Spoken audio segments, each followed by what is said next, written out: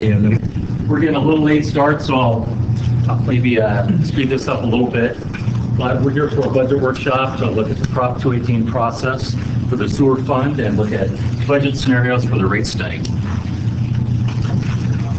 Real quick on the agenda, I'll just brief on the 218 process, take a look at projects and programs, and Julie has a lot of details on our gravity sewer collection system condition assessments. And then we'll talk about budget scenarios and some discussion and some board direction. So I think everybody's aware of the process, but we're identifying system needs and we're prioritizing projects and programs over time. And we're starting to use a life cycle asset planning method. This is really something new we started doing this year. And then pulling that into our standard 10-year planning horizon. And then furthermore to the 5-year rate scenarios. And obviously different rate structures will result in, it'll affect implementation of projects, the scope and scale of projects over time. And then the rest of the process, today we're looking to approve scenarios for analysis by the rate consultant. And then later on the board will determine 5-year maximum rate structures. We'll go out with a 218 notice in March and April. And then come May, the board will approve the annual budget and perhaps increase rates at that time based on the 218. And all during this process, and actually starting right away, we'll begin our public outreach process with direct mail and going out into the community, talking about our projects and programs and our system needs. So where do these projects and programs come from anyway? You've seen this before, but first and foremost, it really comes from staff recommendations. Where are the problems in our systems? And also from master plans and other project planning documents like the Big 5 alternatives evaluation we're just completing now. And then looking at asset management practices, doing our condition assessments, looking at work order histories for our assets, and looking at life cycle planning for all of our assets. And also regulatory requirements, for example, the generator projects are driving these projects. So condition assessments, I wanted to talk a lot about this. We've been putting a lot of effort in the past year as you've been buying trucks, and we've been looking at a lot of our system and looking for problems and trying to make projections on what's the condition of our collection system and what's it going to cost to repair that. So looking at condition assessments on gravity sewers, Julie has a couple slides for you. All right. Well, rather than try and show you the system map and kind of where things stand on the screen, I gave you all a printout, and I think the biggest takeaway from this is that we've actually exceeded our own expectations for the 2018 year. We had a target of 670 pipes to inspect in 2018 in support of this process, and we're at 898. As the most recent count, and our crews are actually continuing to take the TV truck out and inspect our system. Since the weather's holding, we're keeping up with it. And I just talked to Ivy before this meeting from the sewer crew, and he said that now they're starting to circle back to some of our more problem pipes and pick that list up again, because they were really time consuming on the front end, and so we did have them pull off of those more difficult pipes in the interest of getting a better look at the system. And that was really the goal for the season, was to get a really distributed look at the season. We came up with a list of pipes that we inspected this year by looking at the criteria that we had applied to every pipe in the system. So we considered the size of the pipe, the kind of environment it was in, what types of customers it was serving, what were the materials of the pipes. And we wanted to get a really even distribution so that we could then use the data coming out of the TV inspections this year to make some system-wide projections. You'll notice on this map as well, there's a second statistic, which is how many of those TV inspections have actually been coded. Only 425 of the roughly 900 have actually been coded. So that is the number that we ended up using for the bulk of our statistical projections. And that's because we had such an effort in getting the TVs collected that I think you're all aware we hired some outside help to review the TVs, the TV films, and do the coding and send us back reports. And those continue to come in, but we're not done with them yet. The process we used this summer was a lot different than in years past because we replaced our camera, the old pan and tilt that would drive down the line and they would do the coding and you know, swivel the head and look at the insides of the pipe as they go. We replaced that with the panorama, which goes much faster down the line, taking snapshots as it goes, but they don't do the coding at the same time. So we're kind of working through the bugs of a new workflow, and we'll continue to talk about that over the course of the year. So that's kind of where we are with the collection of data and getting it analyzed. The other thing I want to talk to you about is how we actually use that information in the development of projects for the Prop 218. There are 4 different types of defects that came out of these reports that we used, and we used them each in a different way. The first 2 I'll talk about on this screen are the ones that lend themselves to rehab and rehabilitation and replacement projects of full pipes within our system. The first is the sags. There are certain types of defects that suggest that the pipe has a belly in it, and the only way for us to fix belly is to cut that pipe out and replace it. So we wanted to know, based on the number of defects we were seeing, what that might look like across the system as a whole, as what pipes are out there that we might need to cut out and replace the whole line. We found that 40% of those pipes that are on our enhanced cleaning list, so those have been problems in the past, actually have sags in them.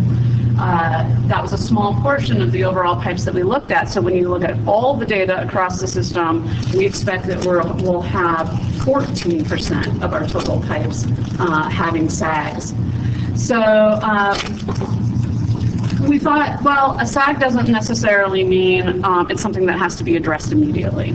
And so we talked through what was sort of a realistic assumption based on what we saw this year of where sags and holes might intersect. And so we came up with this number of expecting 10% of the sags that we identify might have an immediate problem that needs to be fixed in this 10-year cycle. How we will do that is open trench replacement, and when we look at what we might accomplish over a 10-year period, we expect there would be around 23,000 linear feet of pipe in our system that should be removed and replaced to deal with those sags. That'll cost us a little over $13 million if we are able to tackle it all. The second type of defect for rehab and replacement of full segments of pipe was the longitudinal defects.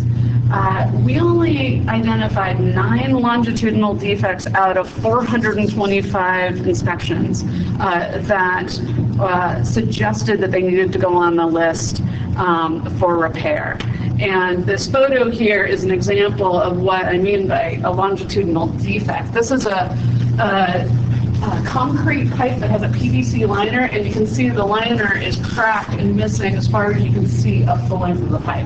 So no indication of a sag in this pipe. We could fix the problem by doing cast-in-place pipe, basically running a new liner down the inside of the pipe, reinstating the surfaces, giving the downstream manhole a liner if it needs it, and calling it good.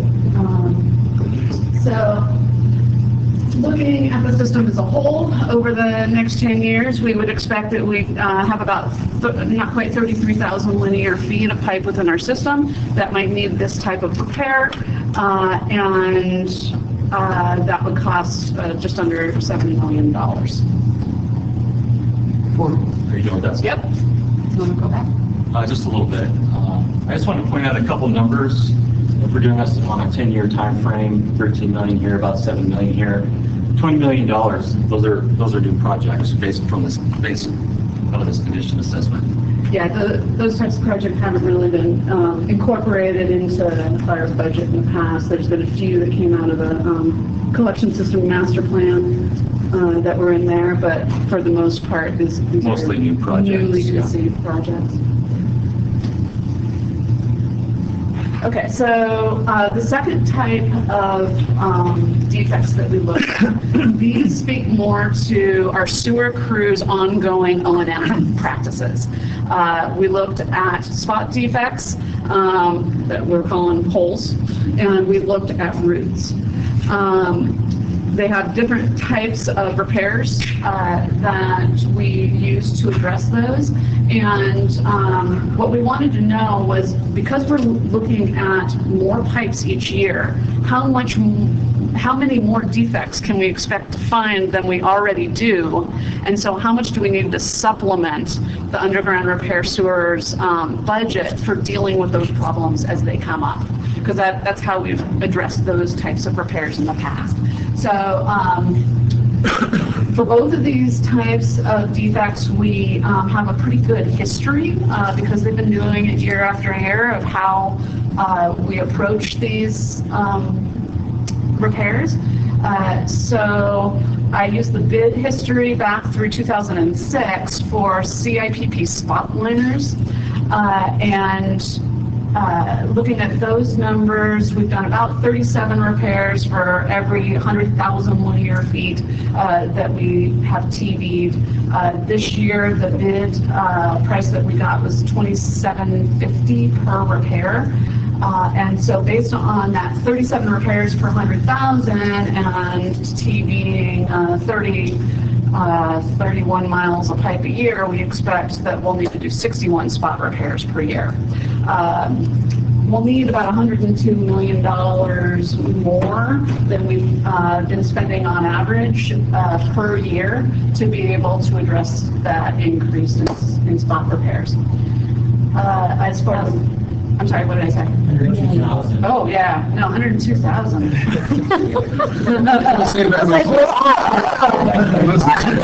I'm listening as follow the chair, must not be listening. Well, that granted. Roots is another problem that the sewer crew tackles on an annual basis. To deal with these roots, they have this product that they call Rootex that they put down the line. It foams up and kills the roots that are coming into the system. When we did the TVs this year, we found about 12% of the pipes that we TV'd had root intrusion. That suggested that the pipe needed treatment. And so projecting that across the system, we would expect that we'd need to treat about 80 pipes a year, which is about triple our annual average of what we've been doing in the past. So I guess the only other thing I really want to say on this slide is that that picture on the top right, that is kind of a typical sort of spot repair that they would do. There's a joint on the right-hand side. This is a 6-inch diameter pipe, and so this hole that you're seeing, it looks, it's kind of exaggerated. So it's probably only about yay long, and so they can go in with like a 2-foot long liner and take care of a problem like that. So that's pretty much how we use this information. One question. Yeah. Was the defects, you got 4 different types of defects, were they always singular, or did sometimes a certain segment of pipe have multiple defects in it? Sometimes the pipe would have multiple defects in it. So especially on the spot repairs. The last slide, those, you might have a longitudinal defect that, like, how long was that spiral fracture, Brent? It was like 8 feet. something like that. But then there was 2 other repairs that they also did in the same pipe. Right, exactly. So we included the spiral fracture that what they had found earlier in the season that they actually ended up repairing with a spot repair. But now that we have some more numbers, if it had been caught later, we probably would have said, you know what, this would be a better value if we just replaced the whole line rather than doing 3 Band-Aids down the length of the pipe. So there's kind of a cost-benefit analysis to be done on any of these to decide what to do. My question was sort of along the same lines. I know that somewhere along the line, people talked about how our lines coming in over by the Keys, coming down from Fallen Leaf and all that, take a lot more abuse because of the high concentrate in the line. And I was wondering if a majority of the repairs or a lot of it were there, and I was going to ask the same question if it made sense to plan on replacing all of it, for instance, with the Corps of Engineers or something like that to do a project all at once, because the spot repairs, if it's like a car, you could replace a car, $30,000 car, you replace it part by part, it's $130,000. Or you do a full line, you get your better value. Yeah, and that's exactly what kind of analysis we need to do. I think we decided that if we had done a full CIPP liner instead of the 3 segments, that the 3 segments had cost us $35,000, and that was about a third of what it would have cost if we had just lined the whole pipe and done a liner on the adjacent manhole. That's, of course, accounting for economy of scale. If we had done that, it would have had to have been part of a larger project where we were getting a contractor up here to do a bunch of these. And so,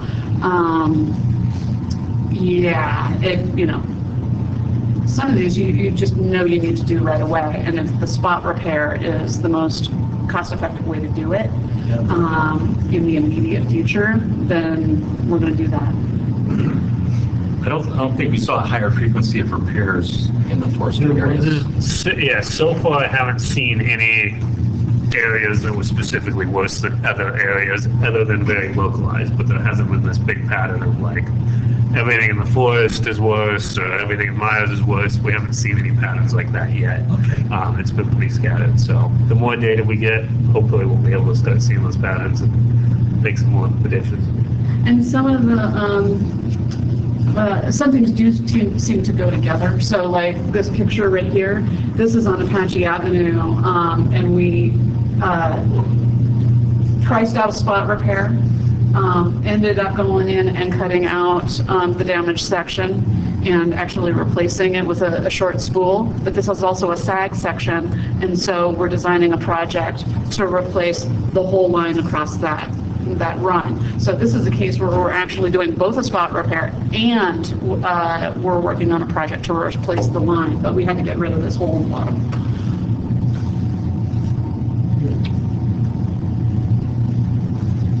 Thanks, Julie. So I have a couple more slides. One more projects and programs, kind of looking at categories and some examples, and then we'll get into some scenario information. So, types of projects and programs. First, there's replacement projects. We're replacing existing assets and beginning a new life cycle. And just a couple examples of these are the sewer replacements and CIPP lining projects on the sewer side, or the Tahoe Keys pump station. The Tahoe Keys pump station, we're basically planning a new pump station. We're going to reuse the existing building, the control building, but everything else will be new, a new wet well, new pumps, new piping, etc. So that's one category. The other major category, there's 3. Maintenance projects and programs. We're working on existing facilities. We're extending their life, improving their efficiency, kind of asset renewal programs. And like repair, rehabilitation, seismic upgrades, replacing pumps and electrical gear as they age at a faster rate than the larger structure, for example. So a couple quick examples, Upper Truckee Pump Station, we're going to use that existing facility, replace the pumps, do a seismic upgrade. And secondary clarifiers, we're going to do concrete rehabilitation, recoating, and replace the mechanical equipment. So probably not a brand new life cycle, but a significantly new life cycle for those assets once we complete the rehabilitation. And then the other component of this maintenance category, asset management programs. Julie, would you like to talk about these? She came, I think she was in front of the board maybe a month or two ago to talk about these. Yeah, sure. Like John said, I think it was August, I presented y'all with a list of asset management programs that we had been working on developing for the buried assets in the sewer system.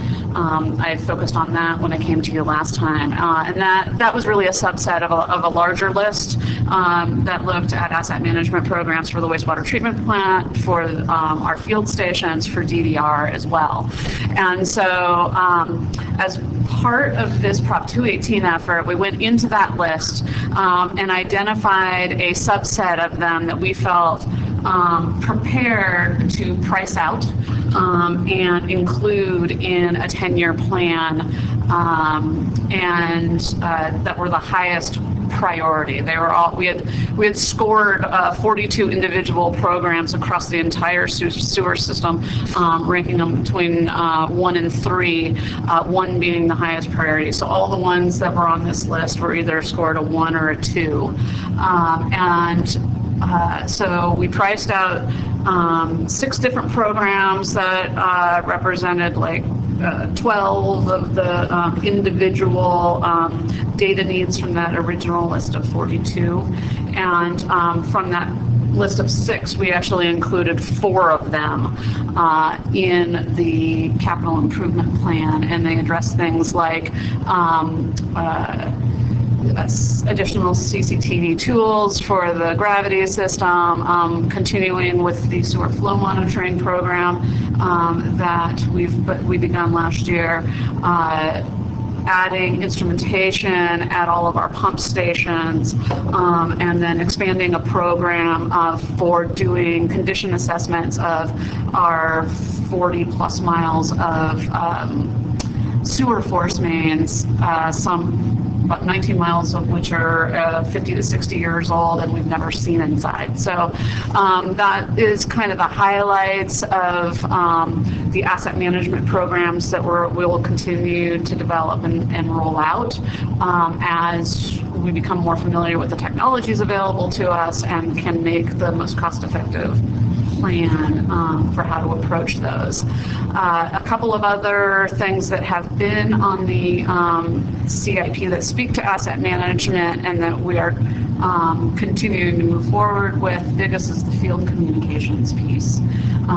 We now have 3 phases of communications improvements that have been recommended by our consultant and that we're moving forward with so that we can begin to bring in more data from the field to show us what's going on. And the purpose for all of these programs is to help us get to that life cycle, that 100-year life that we are using as a basic assumption for our facilities. Without knowing what's happening at our facilities, there's no way for us to operate and maintain these assets for that long of a time. So. Thanks. So we're replacing assets, we're extending the life of assets, and optimization projects.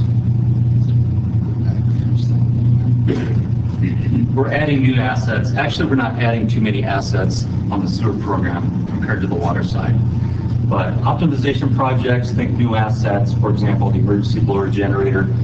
We're currently operating a diesel-powered emergency system there, so a new electrical emergency blower generator, and for another example, if we add odor control on the biosolids building. So those are our main categories for projects and programs. And then last slide, I'm going to go through some potential budget scenarios. And again, we're just looking for some data points today. This is a workshop, and we're bringing information to the board, talking about projects and programs and some dollars, and looking for some direction to forward to the rate consultant. So potential budget scenarios, and I just wanted to, start at the top, just for some, for reference. Our current 10-year plan is $55 million, and that's based on 1 year rate increase at 6% or in that year, and the rest of that 10-year plan is 2% per year for 9 years. So kind of a low, I would say that's a pretty low bar at 2% moving forward. But that's what our current $55 million plan is based on. For reference, if we look at all identified projects that we have, it would be $132 million if we completed these over 10 years and using that 3% per year escalation rate. So $132 million over 10 years if we reviewed every project we currently identified, not on the scenario list. So today, we're just going to start by looking at a couple base scenarios, and that 100-year plan comes up a lot, so we definitely wanted to address that. So scenario A, we talk about the 100-year plan. If we assume a 100-year life for assets, that scenario would be equal spending distributed over that 100-year period, for example. So it's 1% spending per year. And our valuation on the sewer side is $1 billion in assets. And then compare that to scenario B, calling that the data-driven plan, because we're using this, our condition assessments. We're looking at aging assets and our life cycle projections.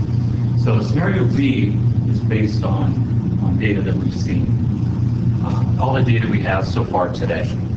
So again, 1% per year fixed spending for scenario A. And scenario B is really our maximum set of projects and programs based on the conditions that we have, that we know about today.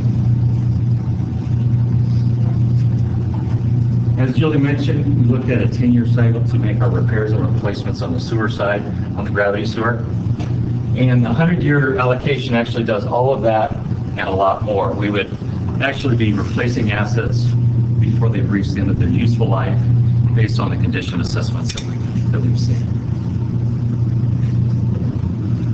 So both scenarios have the big 5 pump stations in them. This is an $11 million project. It's a planning level estimate, so a lot of refinement to be done here, but both scenarios do have all the big 5 pump station projects included. Scenario B has improvements at 2 other pump stations, Trout Creek and Bellevue Pump Station. The 100-year plan, again, we're looking to meet spending, meet that 1% spending allocation. So it includes those 2 plus 6 other pump stations, and these are out. These are in the Tawakees, it's Kiva, Pope, Taylor Creek, it's Venice, and St. Moritz pump stations.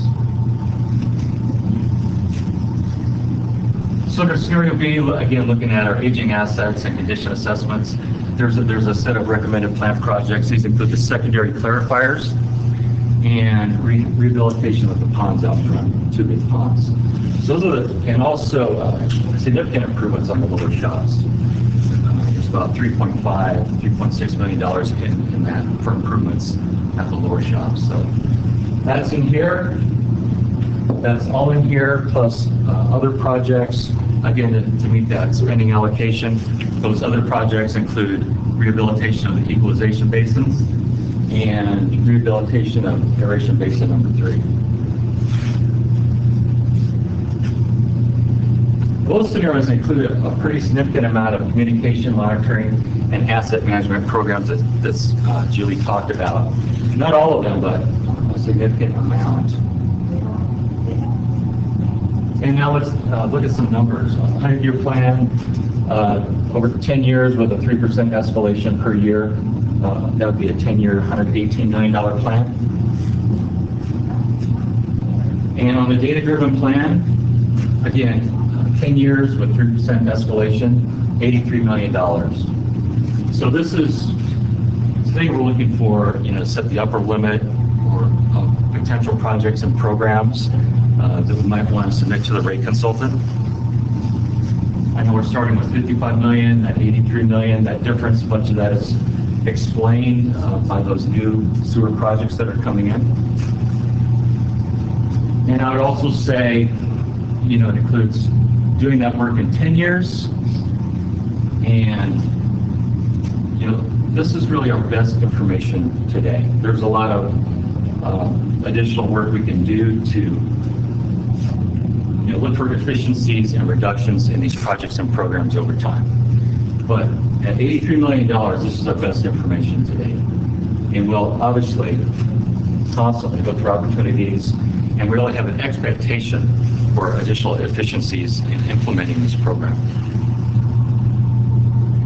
And as always, you're looking at the budget on an annual basis, and you'll have an opportunity for annual rate adjustments. So this is really my last slide. I'm going to open it up for discussions and observations and comments. And just to emphasize, you know, we're not recommending either one. We're showing you kind of a set of projects and programs based on these different types of philosophies. And there's opportunities to refine these programs over time. But we really want to see get this to the rate consultant and see where we are in terms of rates. I don't know where this 83 million would place us on a 10-year schedule, so we kind of need some data points to start that analysis.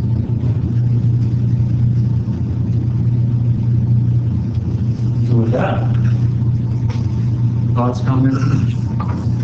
It seems like scenario B is somewhat similar to the water side's fire flow scenario. And yes, there's a dollar amount showing over 10 years, but the board can decide if they wanted to compact that or to stretch it out even further to lessen the impact over a period of time. Yeah, and I would, good point. I would add, you know, we did look at a scenario C. I mean, there's kind of unlimited scenarios you could look at that are subsets of scenario B. But scenario B is a maximum set of projects and programs that consider implementing, you know, over 10 years, and given our estimates and planning level estimates on projects at this point. So my question is more about the rate consultant. We present these to them, they come back with these unknown rates. How, I mean, at that point, they've already done a lot of analysis, they already have all the data. How able are they to say, you know, well, we didn't really like this answer we got back. Can you look at a different scenario with different, I mean, is that something that's doable with the rate consultant? Absolutely. Yeah. Once the model's built. Exactly. And So in other words, we don't have to nail any of these down right now. It's kind of, I mean, we're kind of in the dark as to how these are going to come in. You know, Yeah, so we get 15% a year for the next, Right. you know, 20 years, or 5% a year for the next 20 years. Right. yeah, the initial work that he will produce is basically just what the percentage increases are. He's not going to drill down to what the exact individual rates are per customer class until the board Until we decided get the overall. what the increases they want. Because last time we were given, what, 4 scenarios? Is that correct, or was it 3? Yeah, three. 3, and we took the second to the highest one, and but that was also based on a set of parameters like this that was given to the consultant. Yeah, so once he builds the model, we can look at, you know, 118, 83, or something less that fits in what our expectations for rates are in the future.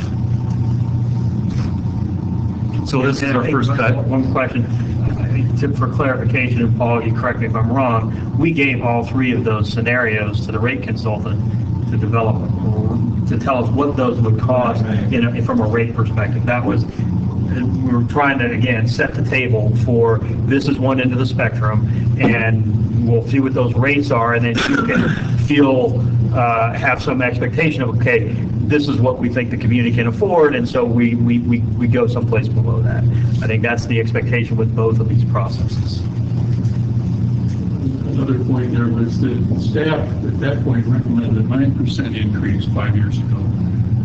6% was selected. There was also a 3% alternative. And before we even approved it for that 5 years, we had several things that came up that weren't in that like the aeration basin and those things that had to be put back. And then even other things got kicked down the We road. accelerated projects and then pushed other ones off of the 10-year plan. And I had a problem right from the beginning with the 5-year 218. We don't need to go to 5 years. It was something we could discuss later, but it could be 1 year up to 5 years. So, maybe, in a year or two, we'll have a lot bit more information. I mean, we've only got really 5% of the pipelines that have been evaluated or coded. And how long do you think it's going to take to get all of that done? And would we be better off waiting for a year or two, maybe do a 2-year 218, and then we'll have a lot better picture in 2 years? I think that would put us on I think we're about on a 10-year plan. Yeah, about 10% per year. For getting everything TV'd. But going forward, the reason I think we're, as staff, requesting the 5-year is it puts us in a planning cycle. I can project now where my staffing levels need to be to accomplish this goal. If we're in that 1 or 2 year process, we're kind of bouncing all over the place, and it's hard for me to know if I can bring resources to bear to address what you're asking us to accomplish, not knowing that maybe the following year rates are much lower and therefore I got less projects to do and less staff. And so having that security for us is a big issue. It allows us to plan for that going forward, and I think more effectively and cost effectively deliver the program you're asking us to deliver. I recognize that we're asking you to do that with limited data, but it is we will be doing, as we always have, an annual evaluation, and if we come back in year 3 and say we blew it and we look how much we missed and there's a lot more, we can always do a new 218. We don't have to, we're not limited to that 5-year period. We can come in at year 2 and do another one if we find out that our analysis was way off and we blew it, and that we need more in order to accomplish the data-driven plan or whatever the plan is that we're asking for funding on. Maybe along that line, maybe we'd be better off going with a higher rate, the 118 million rather than the 83. We don't necessarily have to spend that. I mean, we're just setting a higher rate. We can go up to that at any point each year. So that in this last one, where we were limited at 6%, we needed to go higher, and we couldn't without going through the process again. So maybe we need to pick up a higher rate this time, with the idea that we may not even reach that, but at least we've got the flexibility. Things turn out that we need the money. And I think our role, what we're doing here is we're giving you the information and saying this is what we see as the needs and the opportunities for how to operate this system. We see it as your jobs to vote on and decide what is that rate increase that the community can bear, and what the value of what we're accomplishing with that revenue. We're looking, to the board to make that decision. I think we see it as that role, but right. And I think you guys have the decision-making process that's what you do.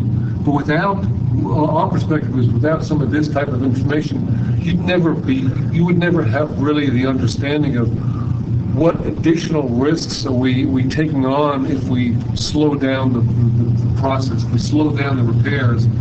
How much more risk are we of having another Tonkeen sewer collapse? Without some information, without this type of analysis that Julie was talking about, that we're expecting now based upon the analysis and the inspection so far, you would have no way of having a feel for that. You just go, you would have some feel for how much pain you're causing the community by raising the rates, but you don't know what you'd be getting or not getting based upon the way you pick the scenarios. So understand that we're, maybe you're feeling a little like we're twisting your arm that you got to go $18 million, but again, without having this information, without understanding, looking at the data, looking at the projects, how are you going to perform that trade-off, putting off projects versus raising rates higher? So it's a big trade-off. It's an important trade-off for our community. If I could add to that, I mean, this is a list of it's about 100 projects and programs. That forms the basis for both those scenarios. And, you know, if we come back, rates are too high, and you say, well, what does it look like if we bring rates down? We can tell you, which projects and programs you would be trading off and make an assessment on what's the additional risk if we do so. One question I usually ask is, how many of the projects can we reasonably, at the present staffing levels, get done in that amount of time? And so what's built into these cost estimates is the cost of delivery. So it's the cost, it's not just the construction cost, but it's the cost of design, and it's the cost of inspection, it's the cost of permitting, et cetera. And so whether that work is done internally with district staff or it's done with consultant resources, the funding is built into this program to provide for delivery of the project.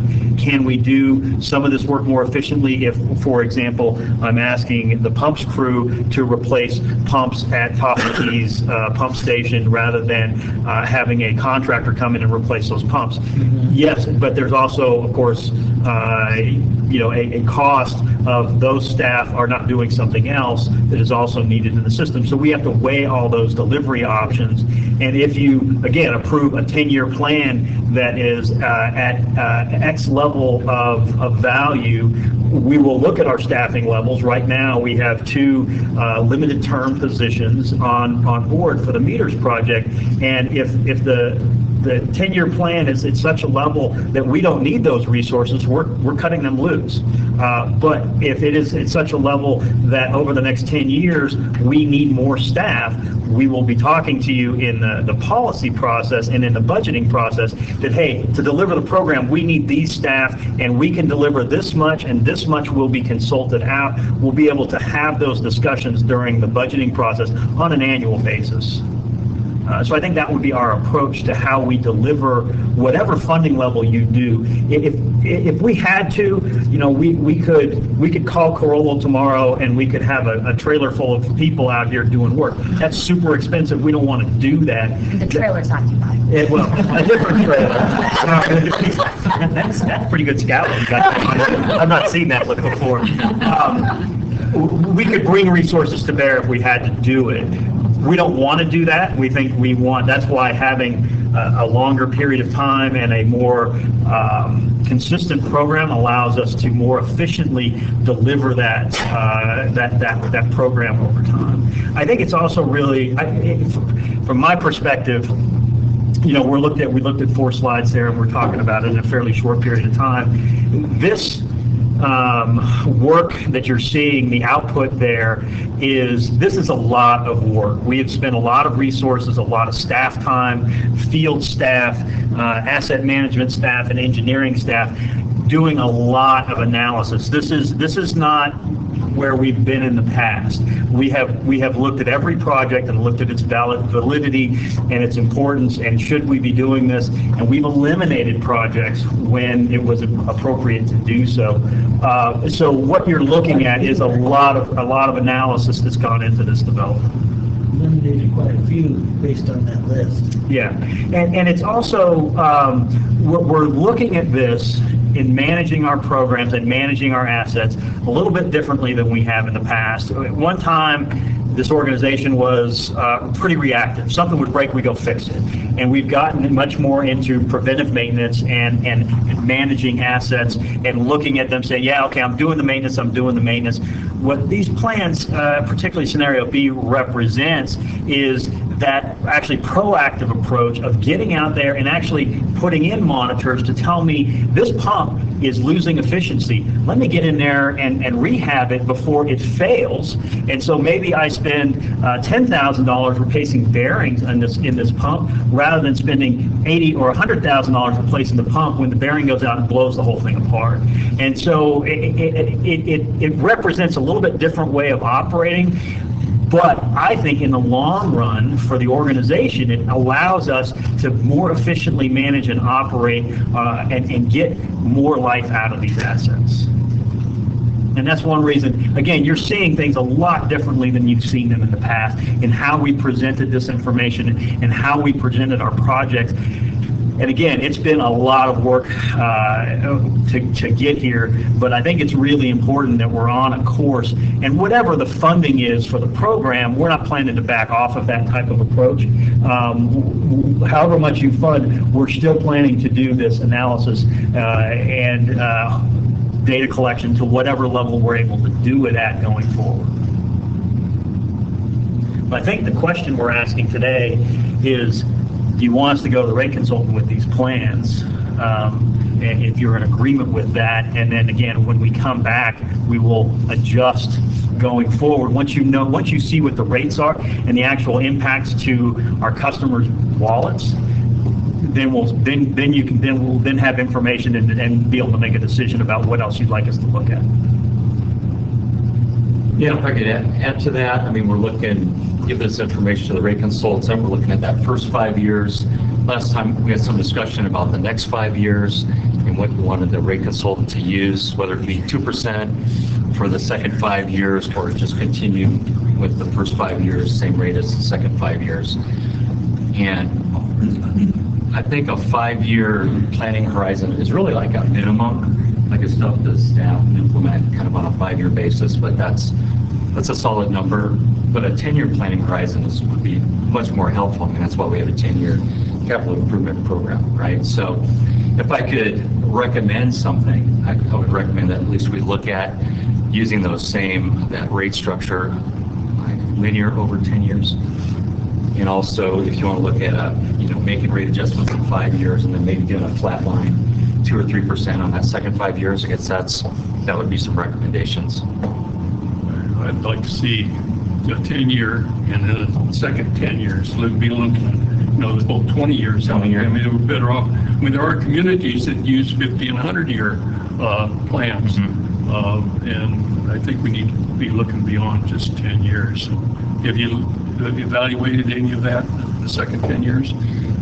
Well, I don't think this may be a question for Paul. I think we're just looking at that 10-year block, but we're looking at our debt coverage ratios for beyond that.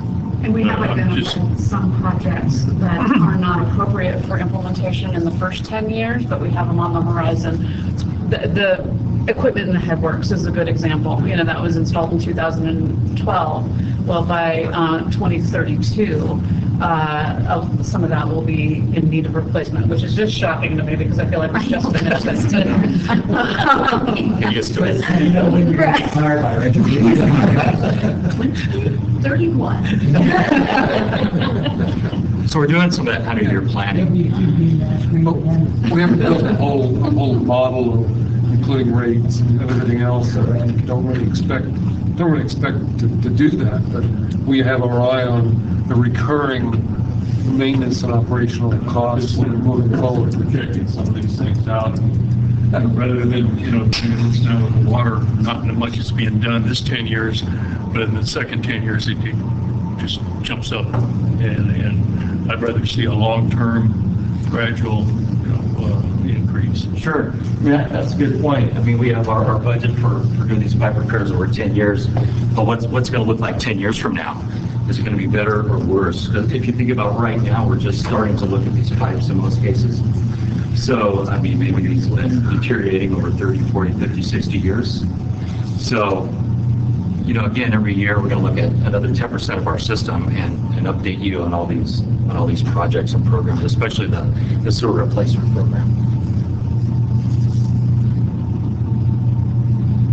So, I think the final component today, we're looking would like to go forward with these type of scenarios and maybe what type of 5 and 10 year rate structure would you like to see. And again, I think once we build a model, I think we can tell him, do a straight line 10-year or do a 5-year, 5-year adjustment.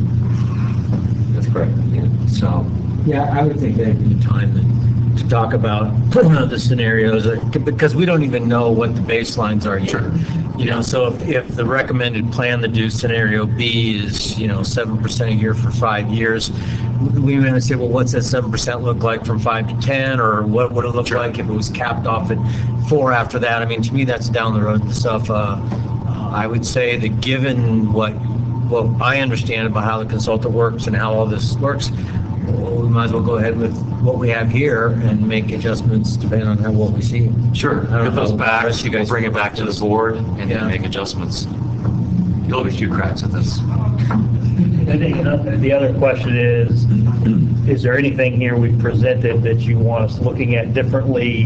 Do you have any direction for us that, something that jumps out to you of, hey, that's great, but also look at this, or also consider these The things? speech about how thorough and how much work you put into it. Absolutely. I'm just gonna be able to just come up with something like that. We've only been doing this for a year, 18 months.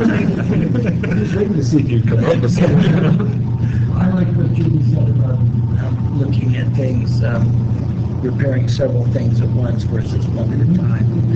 I think that economy of scale makes sense, especially if you can save 2/3 more of the price. You know, that's a lot of money. Over time, it is. That will come as we refine, you know, when we're looking at specific projects and opportunities, our expectation is we will be refining these. And really, when we do as we rolling into the public outreach, the public outreach initially starts with basically just talking about the needs in the system. It isn't talking about dollars, so we're not, the public isn't be calling up saying, how dare you consider, an X percent increase. We're not talking about, we're talking about what money will be spent on. Well, and particularly the first part of the presentation, where we talked about, we know a certain percentage of our pipes have bellies in it and it's going to cause problems. We know a certain percentage of our pipes have holes in them and have, longitudinal, repair issues. So that's the kind of stuff that gets out there right now, even without the dollars on it, right? Right. That's exactly what the outreach message is. And it's encouraging the public to engage with us and have, a couple of times I think we filled this room with members of the public, and they were armed with this information. If you remember, the members of the public themselves started debating each other as to the need we need to spend, we need to invest now, we've got situations, other people saying, no, we can't afford it. When they were arguing amongst themselves, we were just observers at times. So, but that's good, that's what we want. We don't, a lot of us laugh about, it's good that nobody ever comes to our board meetings, but for these types of meetings, I think it's good that they do come. Yes, we want to fill this room with engaged people to talk about the future of the district. It's their system. Some people get shocked when we say, well, it's a public agency. That means it's your system. We don't sell stock. We don't have outside investors. It's, if the thing fails, you got to help us pay to repair it. So that kind of is an eye-opener for some people. Well, a lot of these issues have been discussed in the operations committee. We've gone through a lot of things. You haven't really heard a lot of the details that we've actually gotten into in some of them. It's like when you talk about the swales or the sags in the pipeline. It's not just an inch or two. In some cases, it's more than the depth of the pipe itself. So that and things like that. Force main.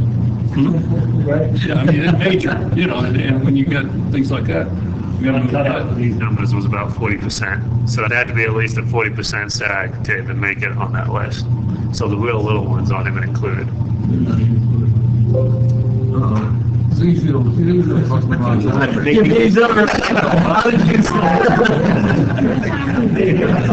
Melanie's about to declare it over anyway. Hey, before everybody takes off here and starts spreading out, we've come up to you guys and you've approved a lot of things for us in the water and sewer department. So if you guys want to take a couple minutes, that Bobcat toolcat, we've got it set up and we've added a couple things to it if you'd like to go take a look at what you've actually approved for us. This is a piece of equipment we've never had to be able to utilize on easements. So you might be worth taking a look at what you've approved for us. We don't have the hydrant. It's on there. Oh, it's on there. I know. It's on there. Yeah.